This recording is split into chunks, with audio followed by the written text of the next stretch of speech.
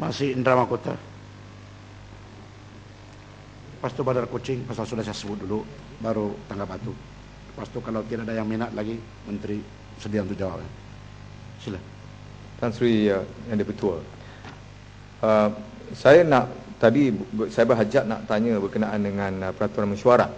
Oleh kerana peraturan mesyuarat 51 1A ada mensyaratkan supaya semua undang-undang ini diberikan nombor yang berturutan untuk menyatakan hasrat pindaan itu dibuat. Tetapi saya rasa lebih baik saya bertanya dalam peringkat ini kepada pihak kementerian.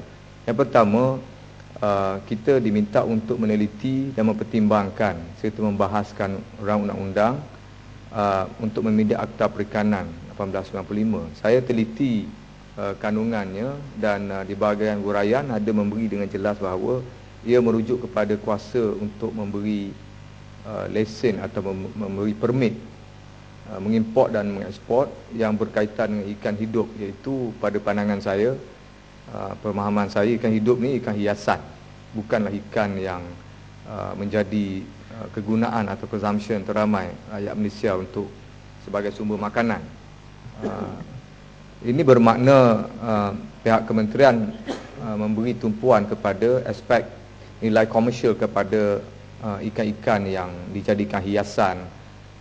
Barangkali ada perkara yang nak diterangkan. Kenapa perkara ini menjadi terlalu mustahak, lebih mustahak daripada rang undang-undang yang sebelum pada itu, iaitu 22/2011, iaitu rang undang-undang yang kita dibekalkan dalam Dewan ini yang berhajat untuk minda Akta Lembaga Kemajuan Ikan Malaysia, di mana Akta Lembaga Kemajuan Ikan Malaysia 1971 ini menyentuh tentang keseluruhan aspek perikanan dalam negara kita, terutama yang menyentuh tentang kegunaan makanan sebagai sumber makanan kepada rakyat kita.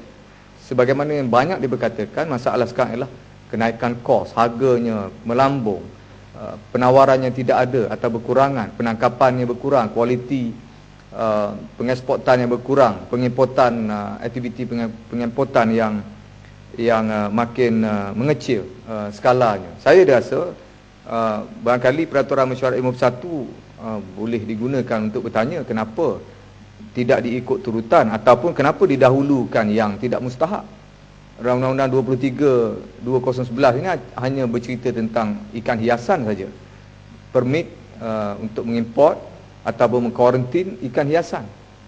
22/2011 yang terdahulu daripada itu menyentuh tentang LKIM, juga tentang kuasa yang sama, iaitu lesen import eksport diberikan kepada ketua pengarah kuarantin dan pemeriksaan sahaja.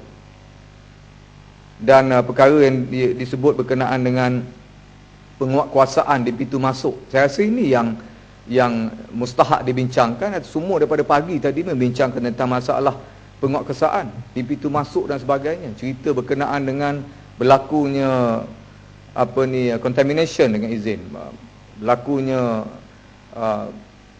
keracunan kerana isu barang-barang atau ekspor makanan laut kita ditolak oleh European Union bernilai beberapa bilion ringgit. Itu sebab kerana persoalan kuarantin atau persoalan pemeriksaan atau kualiti barang-barang tersebut.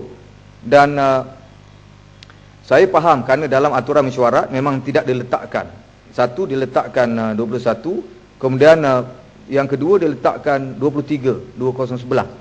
Kita dibekalkan memang, Tan Sri Yang di-Pertua, kita dibekalkan dengan rang undang bernombor 22/2011 yang berkenaan dengan pindaan berkenaan dengan Lembaga Kemajuan Ikan Malaysia. Saya nak minta, kenapakah perkara ni dipikirkan oleh diletakkan prioriti oleh kementerian yang berhormat, tidak untuk melihat pada saya kepentingan yang lebih besar lagi.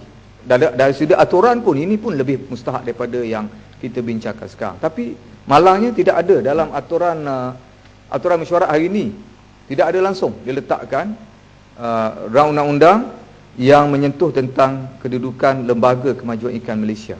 Dan isunya terlalu banyak untuk kita bincangkan dan perlu kita jawab atau kita baiki barangkali. Dan oleh kerana itu aspek yang nak dibawa pada hari ini itu memberi kuasa permit mengimport dan mengeksport ikan hidup ni, saya rasa pada pandangan saya selama hari ini memang tidak ada langsung dipikirkan, kerana inilah perkara pertama yang dimasukkan secara spesifik.